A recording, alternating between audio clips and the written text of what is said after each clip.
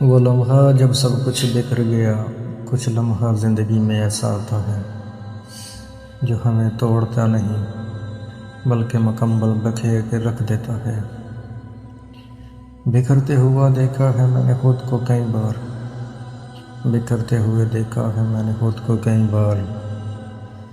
वो लम्हा आज भी फिर मेरी रूह को तड़पा देता है।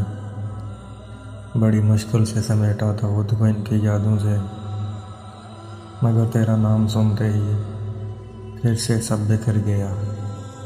वो जो कहते थे कि हम हैं तो फिर डरना कैसे, इन्हीं के सामने मेरा तमाशा सरेआम बिखर गया। तेरे लहजे की वो सर्दी में सह न पाया, एक वही पल था जहाँ मेरा मान बिखर गया। मैंने चाहा था कि थाम लूँ गिरती हुई दीवार को, मगर अफसोस कि वो छत वो मकान बिखर गया। हाथों से रेत की तरह फिसल गए वो सब रिश्ते। मैं देखता रहा और मेरा पूरा जहान बिखर गया। अब समेटने की हसरत भी दम तोड़ चुकी है मेरी, जिसे मंजिल समझा था वो रास्ता ही बिखर गया।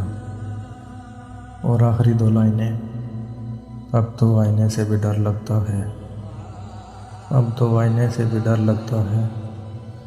खुद को देखा तो लगा जैसे कोई इंसान बिखर गया। शायद पसंद आए तो कमेंट में अपनी राय का इजहार ज़रूर करके जाना। Thank you.